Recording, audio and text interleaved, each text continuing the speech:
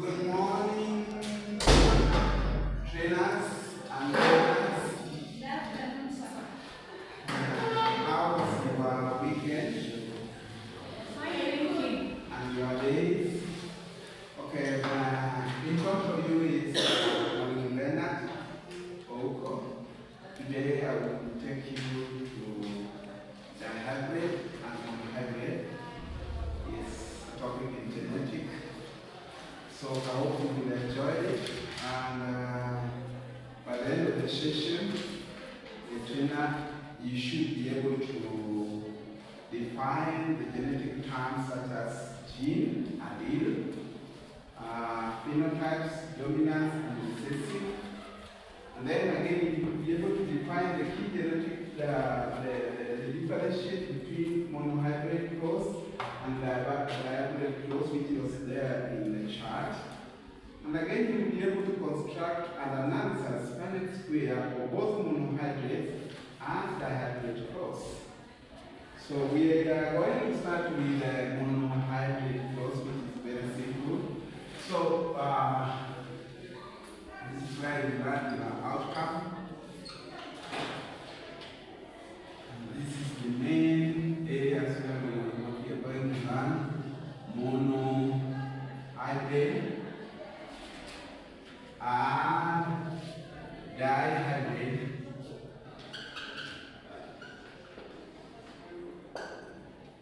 And then there we also going to learn the Punnett square.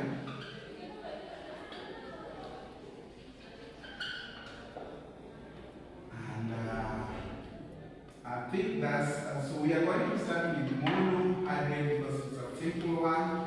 So the first failure is monohybrid. So for instance, let's say we have T, which represents tall, and then we have small t. So we have big T, tall, small t is short. So we are going to cross this area of these planets, and then they are going to produce the ratio. So for instance, for this one, we are going to do a simple Punnett square for each monohybrid, and this is called 4. And then from each type, we are going to have big T and small t. And here we have big T and small t. So when we cross these two, we are going to have T, and then this one is going to be T. Then when we multiply that, this gives you big T, small t. Then we multiply this plus this gives you small t, which is recessive. So for this ones, we have dominant and recessive. So from the chart you can look, there is a small t which is represented there. So let us put some keynotes here. We have dominant and recessive. So the recessive is represented by small t and dominant is big T. So if you look there, you will find wherever there is a big T, which means the plant is tall, and wherever there is small t's, which means the plant will be short. So for instance, when you cross them, you will find that for you to get the ratio now, so we have two types of ratio. We have genotypic ratio and phenotypic ratio. Phenotypic ratio is a physical things you can see with your eyes. That include, so we have phenotypic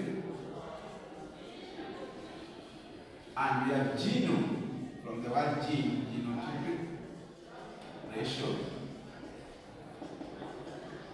So the phenotypic ratio is the physical appearance, maybe the color, the height,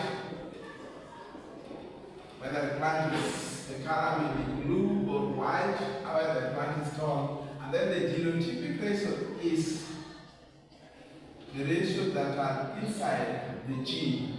For instance, you cannot see it. So for here, we have two types of ratio that will come from this one. First, we will have a ratio of 3:1. 3 means this is tall. So T big T is tall, it's considered tall. small t still considered tall, and then we have t,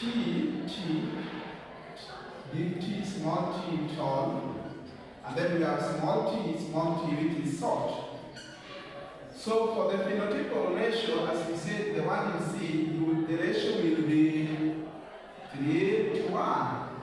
And then now, let's come to genotypic ratio. So the genotypic ratio, so these are now we are trying to get the genotypic. So the genotypic, we have this top, we have 2, big T, small t, and we have 1, small t, which is recessive. So because we talk about recessive and dominant, so for instance, this ratio is we found that the dominant is the tall one, and the recessive one they are coupled by the small letters. I hope that is well understood. So now the big jump is monohybrid before we move to dihybrid.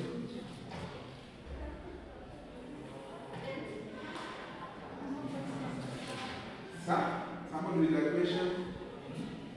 Vicky? No? So I think it's well understood. So now we are moving to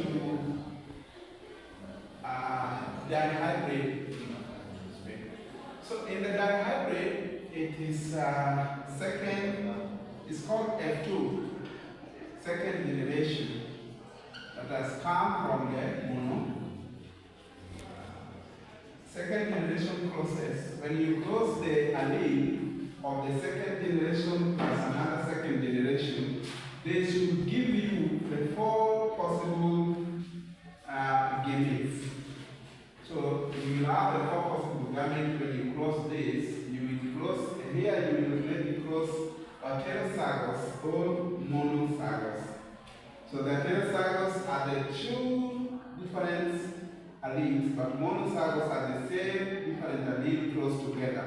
For example, if we cross tall, big tall, and big tall, Y and small y, those are the same. So for instance, when you cross big tall plus tall, and then Y and small y, crossed by big tall, big Y, and small y. So we have, this is what we call the mono, because they're the same gene. But when we go at the first, we will find that the letters are different all the way. That one is heterozygous. So in our case, we have crossed the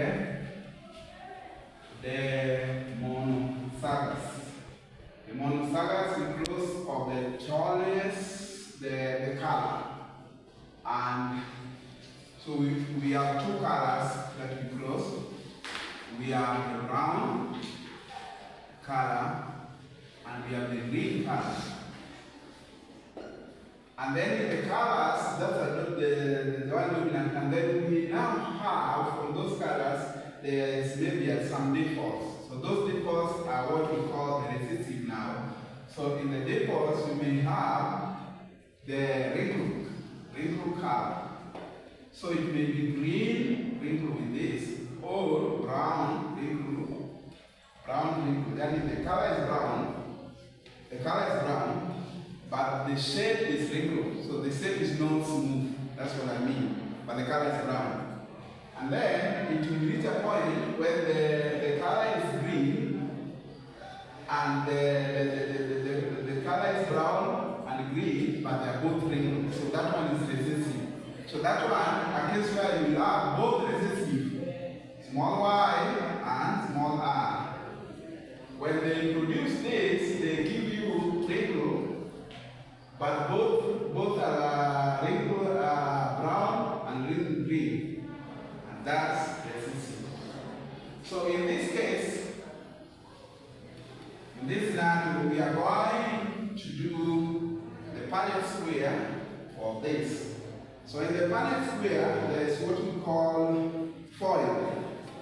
In the Punnett square, we have what is called the FOIL. Let me write it here. FOIL is abbreviation. So the first one is first, outside, inside, and last. The the one last. So we have first here, first, then we have outside, and then we have inside,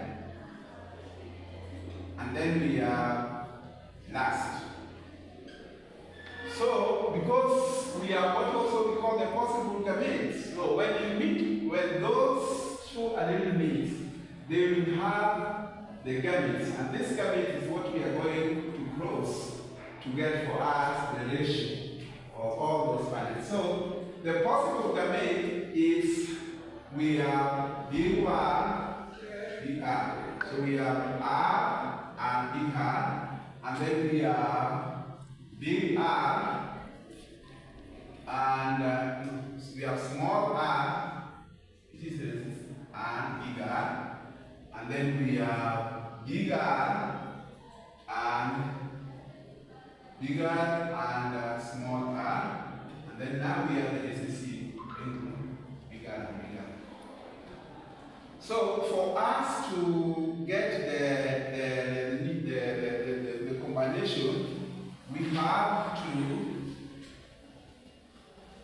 get those possible gametes with the foil. So foil means the first one, the outer one, the inside one, when we close them. So for instance, when we close y, big Y, and big small times big small recessive y, and r. So this is where we get the possible gamete. This is where the gamete came from. We cross the big Y and the small y, the recessive y, which is on the grid, and that gives us the possible gamete that we have. And then when we cross these ones, they will give you big Y and small y, big R and small r. So this is what we cross. This is what we cross. So when we cross this one, we use the foil. So when we use the foil, when we say the first one, so the first gene, I want you to get this. So the first gene is you cross this big Y plus the first gene of this. So big Y plus big Y will give you Y R. And that's why we have the gamete of Y R. And then now you will cross and we have big Y, small big Y, small r, and then we have small y, big. So for us to get the possible gamete, we can write it that big R here, small y, big R, and then here small I, big R, then small I, small I. So we just copy what is there once we get the gamete. And then that will give us a very clear instance. For instance, so when you multiply this times this, you have a big R, small y, big R, big R. This times this, it will give you big R, small y, big R, big R. Then this times this will give you y, bigger, small r. Then this times this will give you y, big R, small r. Then when you come to here, you have to cross multiply again. So we have big Y, small y, big R. You cross and just will give you again small y, small r, big R. You cross this and this will give you big R, big Y, small y, and then we have R, small r. Then when you cross this and this will give you small y, big R, small r. Then now, we cross this and this, it will give you big I, small r here. This and this will give you big Y, big I, small r, and then big R, small r. This and this will give you big Y, and then R. This times this will give you big R, small r, and then small r. Then you come here, small, and this will give you, this and this will be big R. Then we have small r. The ratio is now